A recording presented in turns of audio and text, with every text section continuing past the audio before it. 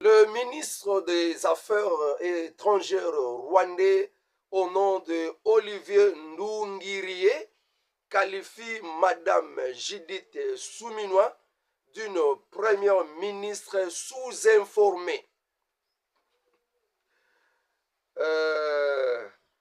Alors, au numéro 2 comme communication, est-ce que nous allons parler de notre deuxième sujet, Jean-Pierre Bemba ordonne la fermeture de ports non homologués, de ports clandestins. 3. Dossier non-mécanisation de 2500 magistrats recrutés en 2022. Mes salutations à tout le monde de partout. Vous êtes Congoman, Bana Congo. Ici, Kanyos Bozali, vous soutenez la chaîne Moi na Congo José Télévision. Je vous en prie, abonnez-vous si vous n'êtes pas encore abonné, likez, partagez l'émission. C'est le samedi, le 19 octobre 2024. 3 titres à l'ordre du jour. Namukola Lelo, le 19 octobre 2024. Ministre des Affaires étrangères, il y a Rwanda, a recadré maman, la première ministre de la République démocratique du Congo, na ndenge nini totanga makambo esili ko bima na ba journaux na biso ya tongo ya lelo ekomami boye ping-pong médiatique abenga ping-pong médiatique sur le processus de Luanda.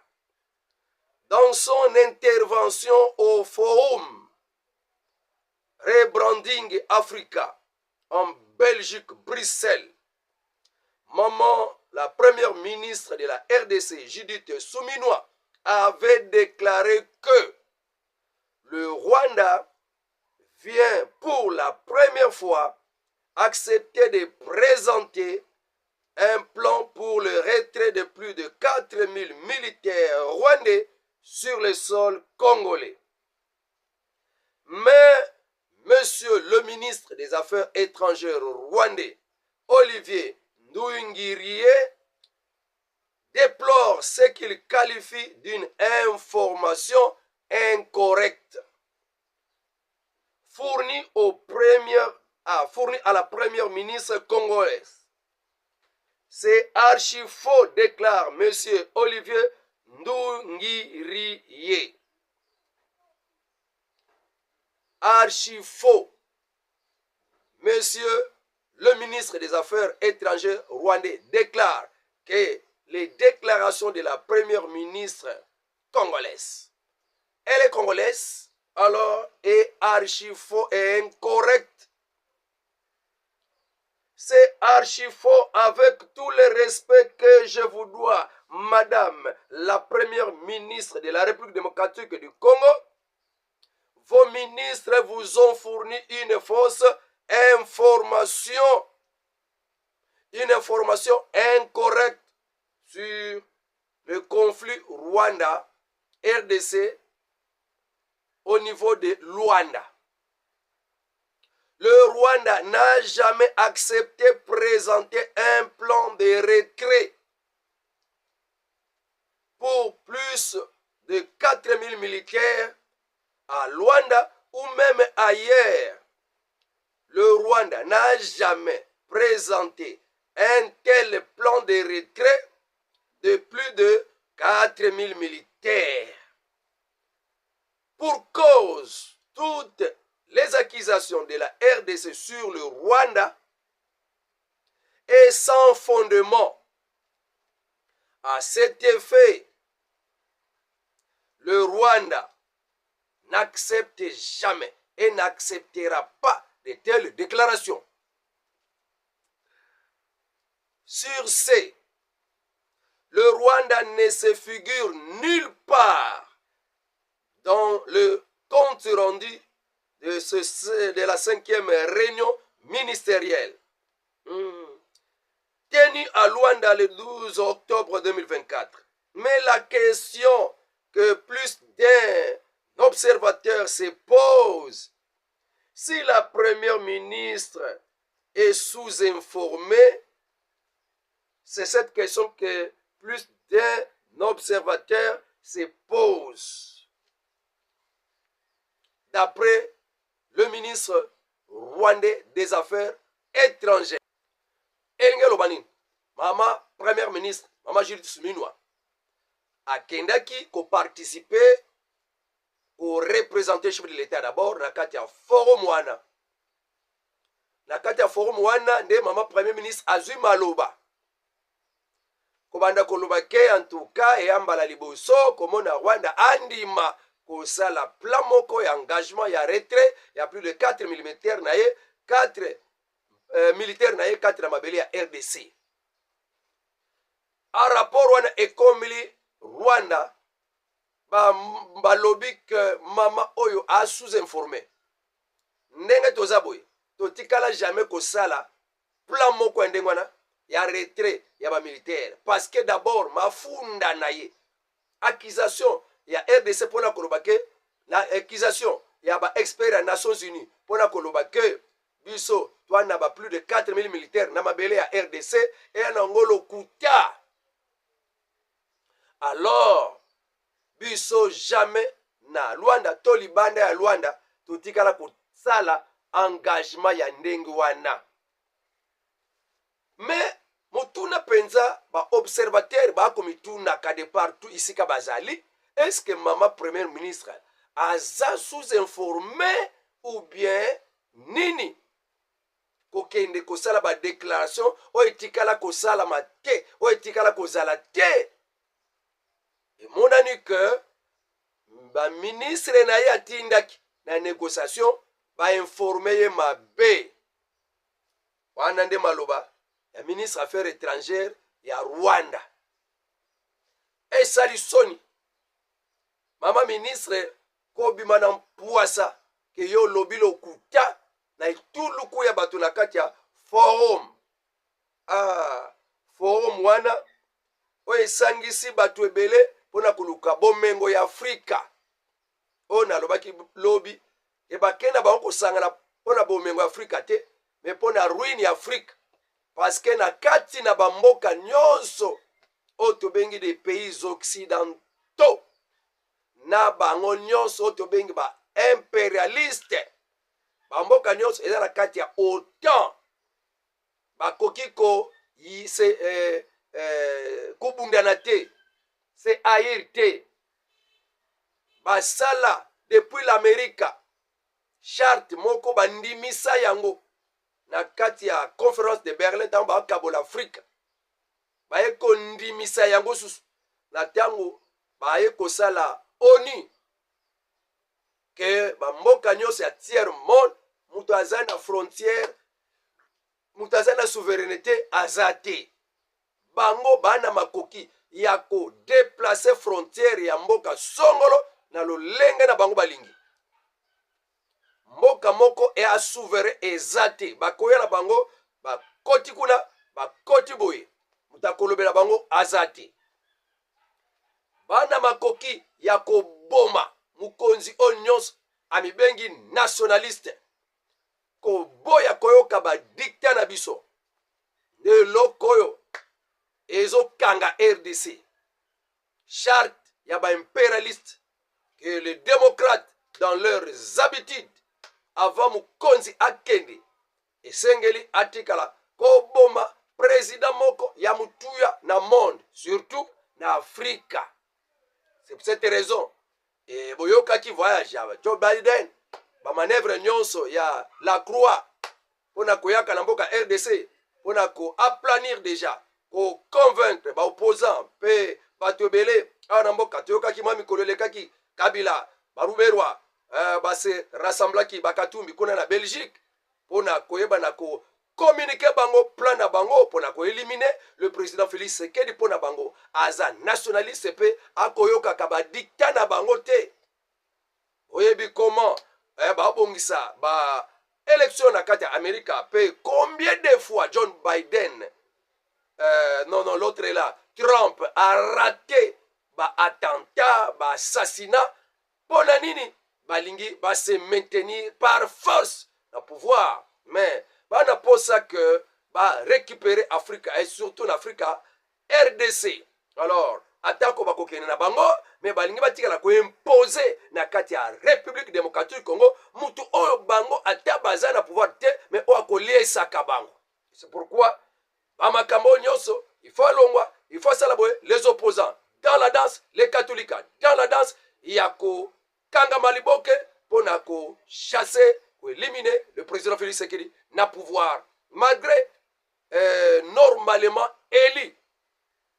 Makambwana ekosalaka pasi, mais toi na nzambe oyo kaka Jean-Pierre Sokinani wana Bemba au joueur wana lobaka la justice de Dieu yana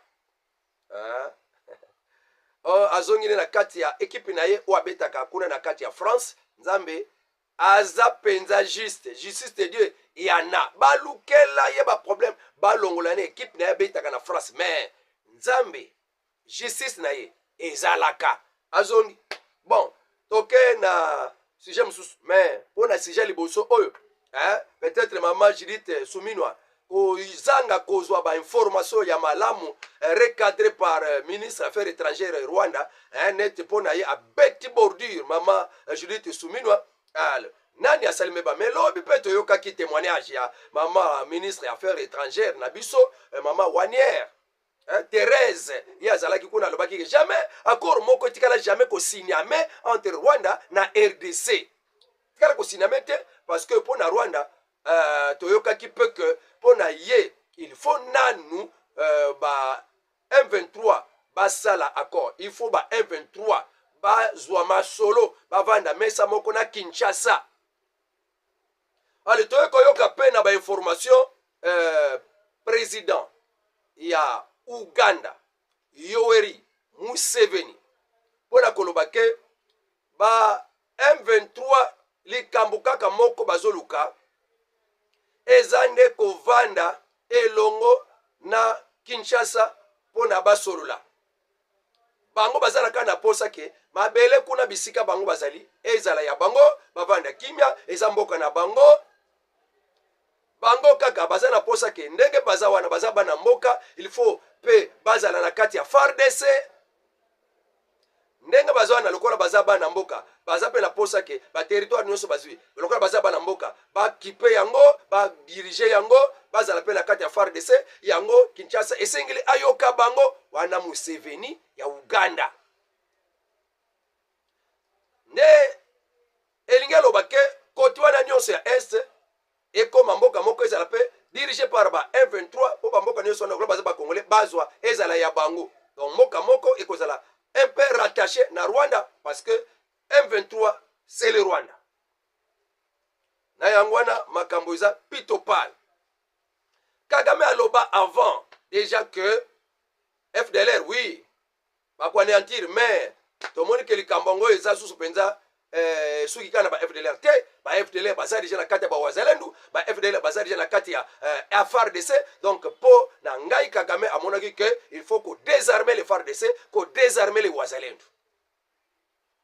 Yango mama Thérèse Kaimpwanga Wanière alobaki ke to signé accord moko te marqué tozo kende na accord wana mais ezana no musika boyoka ezana no musika ba obstacle ezana no ebele azalaki clair. Esika nini mama Judith akeko yoka na nzela ya bango ke no Rwanda andimi ndenge yoka na kwana ezalaki nde ba biloko bangole babetaka mais ezalaki juste te et que bête sa maman Judith soumis à bordure parce que ce n'était pas la réalité. Wana les ala qui si jali bosoto kodana si jamais balé. Jean-Pierre Bemba instruit le secrétaire général au transport de fermer tous les ports clandestins sur les rivières, les fleuves et les lacs en République démocratique du Congo.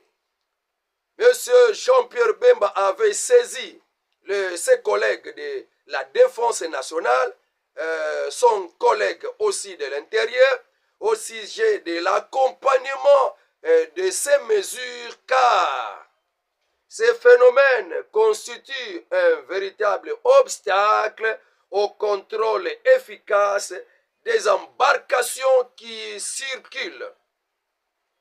Il est crucial de prendre des mesures adéquates pour fermer tous les ports non homologués et ainsi renforcer la surveillance de nos voies maritimes navigables.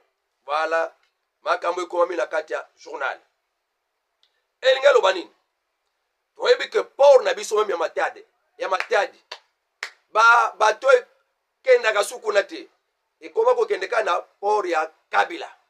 Asala port na ye bien équipé, aboma oyo eza port ya l'État, asala oyo ya privé bien équipé, bato balingaka mingi kende s'accrocher kuna parce que kuna ba condition eza malamu, abebisa ba condition ya eloko ya l'État ya gouvernement.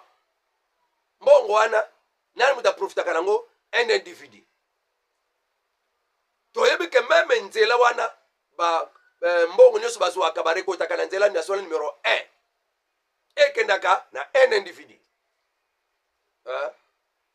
Péage nyonso. Alors wana tozala makamba péage te, tozala makamba ba port nanu apesi mitindo bakanga ezala na ba lac, ezala na ba rivière, ezala na ba fleuve, mutu nyonso asala port na ye ya ndenge na ye moko. Port wana eza homologué te ekokangama.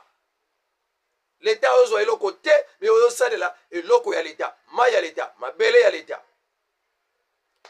Kuna nde tosaliwe mesure wana.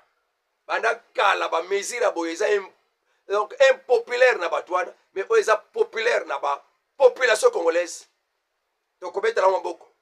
Tambola na nzela ya Constant Mutamba, Papa Jean Pebemba, toyebi na ndenge ya efficacité mubali ya mpiko mungala ya solo solo.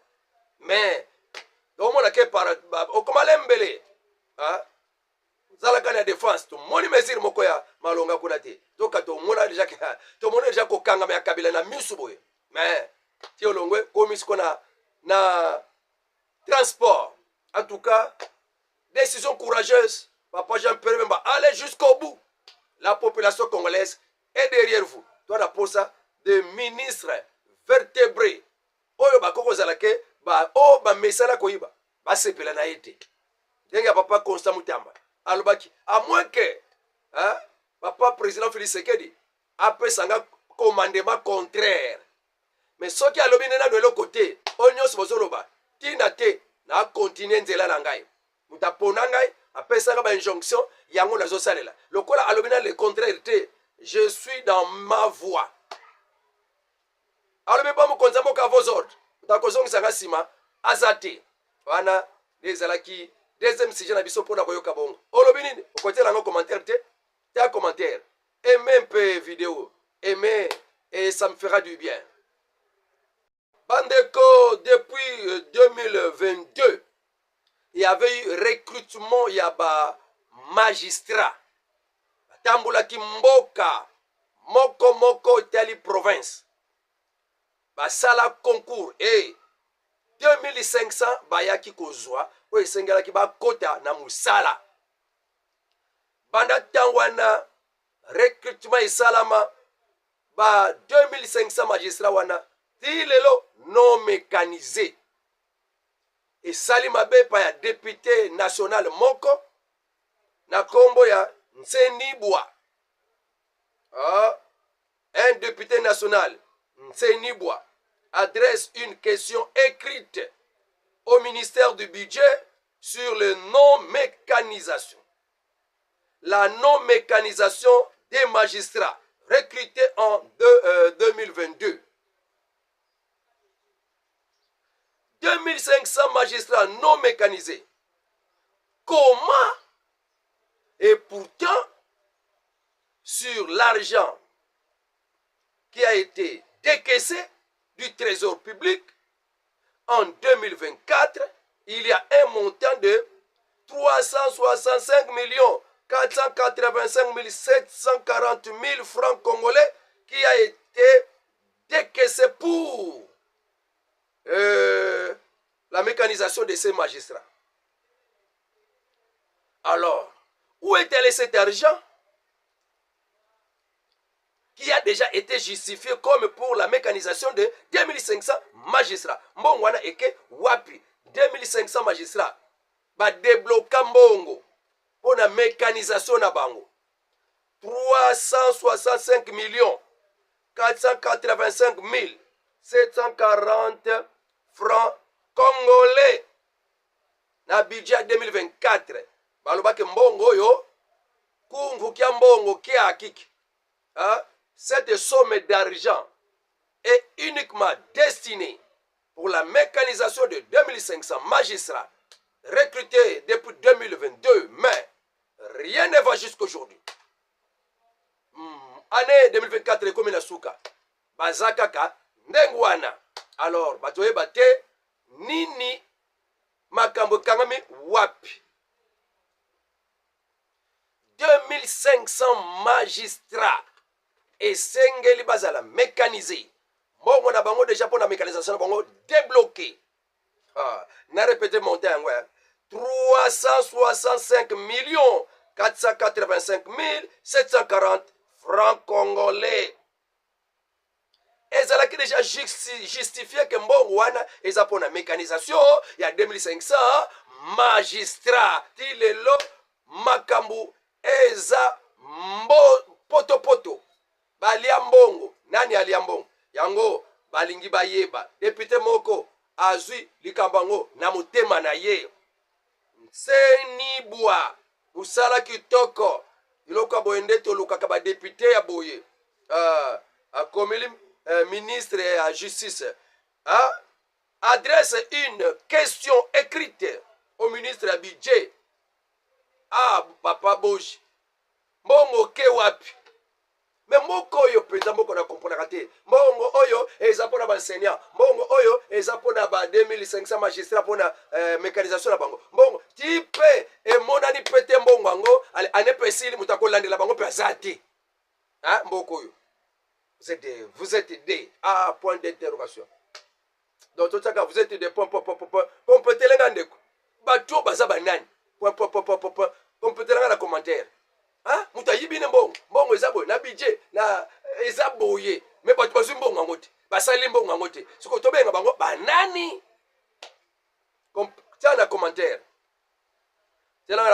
merci beaucoup na information lelo mbule ezobeta mais na lobby fo na sala lumière ezopesa penza te mais na lobby fo na sala kaka pona awa les informations au jour le jour, l'actualité au jour le jour.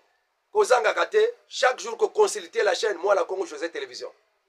Devant vous, c'est le communicateur José Matuvangwa. Matuvangwa, Ngeitala. Mwana Manyanga.